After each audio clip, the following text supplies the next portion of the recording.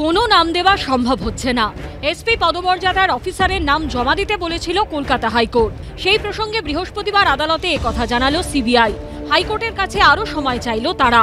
আর এখানেই নানা মহলে প্রশ্ন উঠছে, তাহলে কি শেখ শাহজাহান কাণ্ডে রাজ্য পুলিশের সঙ্গে যৌথ তদন্তে অনীহা রয়েছে সিবিআই এর? ইডি এবং কেন্দ্রীয় বাহিনীর উপর হামলার পর 2 সপ্তাহ পার হতে চললেও এখনো শেখ শাহজাহান অধরা। এই অবস্থায় বুধবার সন্দেশখালী কাণ্ডে তদন্তে সিট গঠন করে দেয় কলকাতা হাইকোর্ট, যেখানে ইসলামপুরের পুলিশ সুপারের পাশাপাশি একজন সিবিআই অফিসারকেও রাখেন বিচারপতি জয় সেনগুপ্ত।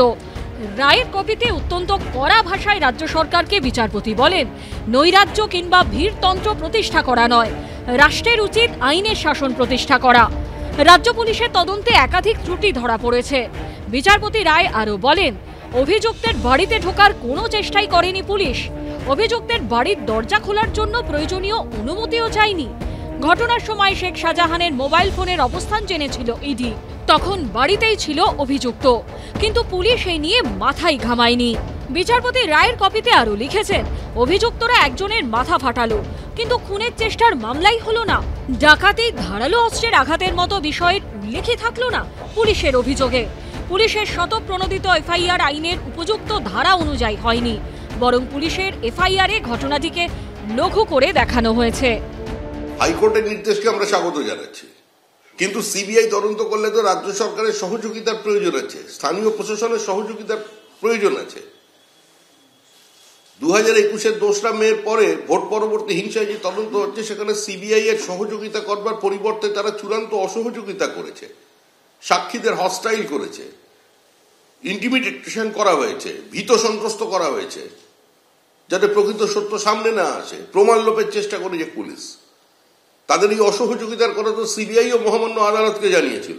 দুজনে তদন্ত করে যদি কোনো সুফল পায় ভালো। রায়ের কপিতে বিচারপতি আরও বলেন, এখনো অধরা শাহজাহান, পুলিশের কাছে তার কোনো হদিশই নেই। এটাই বিস্ময়ের, শাহজাহানের মতো একজন পরিচিত রাজনৈতিক নেতার খোঁজই নেই পুলিশের কাছে। সীমান্ত পেরিয়ে অবৈধভাবে প্রতিবেশী দেশে পালিয়ে গেছে শেখ শাহজাহান, এমন অনুমান খারিজ করা যাচ্ছে না। এখনো অধরা শাসকের শাহজাহান। আর এখানেই শাসককে বারবার প্রকৃত রাজধর্মের কথা মনে করিয়ে দিচ্ছে বিরোধীরা। খুব লাভ হবে কিনা আমি বলতে পারবো না, যেহেতু পুলিশের ঘেরাটোপেই, পুলিশের নজরদারিতে শাহজাহান এবং শাহজাহানরা আছে। সেই কারণে পুলিশ এবং পুলিশ মন্ত্রী তাদের নির্দেশ ছাড়া ওদেরকে কেউ গ্রেপ্তার করবে, রাজ্য পুলিশ তার সুযোগ দেবে, এটা যেন এখনো মনে হচ্ছে না। আমরা কোর্টে দেখি কখনো কোনো বিচারপতি বলেন তাহলে কি সিবিআইকে দেব, আবার কিছুদিন বাদে বলেন সিবিআই তো কিছুই করছে না, সিবিআই এর অফিসার চেঞ্জ করা দরকার। ফলে সিবিআই মানেই শেষ কথা, এটা ভাবার কোনো কারণ নেই। আর সিবিআই এর গ্রহণযোগ্যতা, বিশ্বাসযোগ্যতা, ক্রেডিবিলিটি ধ্বংস করে দিয়েছে রাজনৈতিক অপব্যবহার করে ভারতীয় জনতা পার্টি। এদিকে ইডি সূত্রে দাবি, হাইকোর্টের রায় নিয়ে দিল্লির ল অফিসারদের সঙ্গে বৈঠক হয়েছে। রাজ্য পুলিশের অফিসারদের যেহেতু সিটে রাখা হয়েছে, তা নিয়ে ইডির আপত্তি রয়েছে।